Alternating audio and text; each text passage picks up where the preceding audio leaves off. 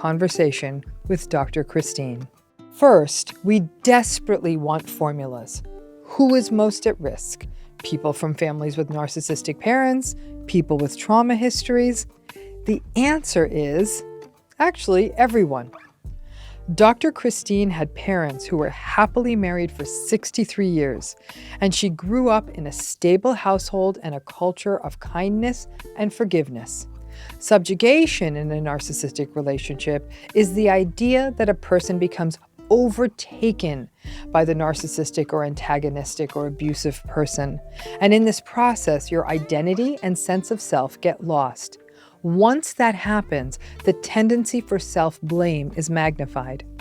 Dr. Christine also said that she was afraid of disappointing someone, meaning that instead of seeing her boyfriend's behavior as intrusive and excessive, she would not push back for fear of disappointing him. That worked in her family, but it was dangerous in this relationship. In my next takeaway, Dr. Christine raises a form of gaslighting we often do not think about, which is being told that you are overreacting because you are actually concerned about someone who, in her case, was deceiving her. When her partner did not come home and she raised concern and contacted emergency services, her partner would tell her she was overreacting. This process of painting another person as overly emotional or dramatic when they are expressing genuine concern is a manipulative game of hiding deceit and painting the concerned person as having a problem. Our conversation also revealed another often missed pattern of gaslighting, which is mockery, which can involve one parent often mocking the other parent and framing it as a joke, and even encouraging the children to join in. If there is pushback, the mocking parent will tell the other parent that they are too sensitive and can't take a joke. And all of this is very confusing for children who may even feel pressure to pile on the mockery while at the same time feeling guilty.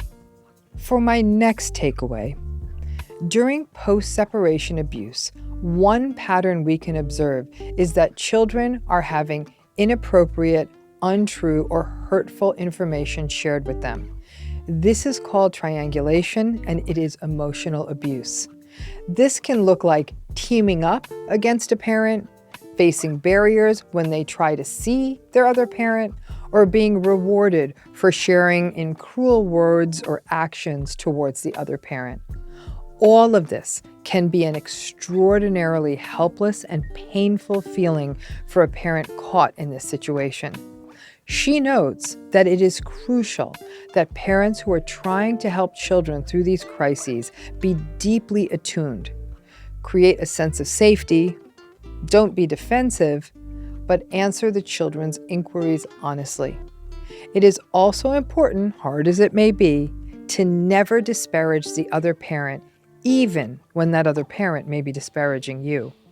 This is not easy, and even more difficult if you do not have support, access to therapy, or other resources, but it is essential. Next, Dr. Christine's relationship had many patterns that we observe in trauma-bonded relationships: a push and pull, being treated with contempt, and then being asked to join everyone for a movie night, feeling loved, and then being abused.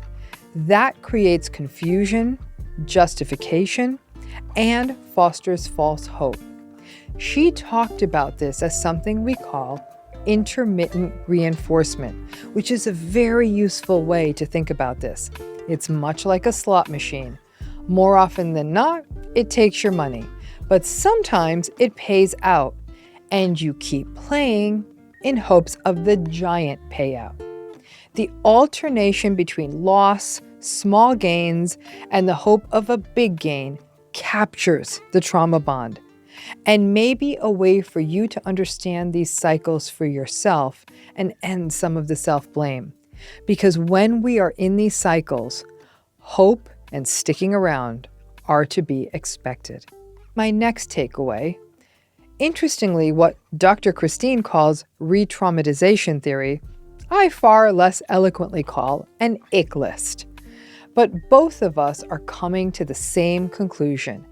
Everything we know about trauma bonding, cognitive dissonance, betrayal blindness, and euphoric recall all point to the likelihood that you will forget about the bad things that happened in a relationship. Write them down. It's unpleasant, but it is also cathartic. Do it alone, with friends or family who witnessed it, or with your therapist. This list can be a psychological splash of cold water on your face to help you avoid getting pulled back in and repeating the same cycles again. And finally, this interview was about one person's experience in her marriage, but these patterns of familial coercive control can and do happen in a range of situations involving co-parents of children, regardless of parental gender. It doesn't only happen to mothers. It also happens to fathers and to parents of any gender.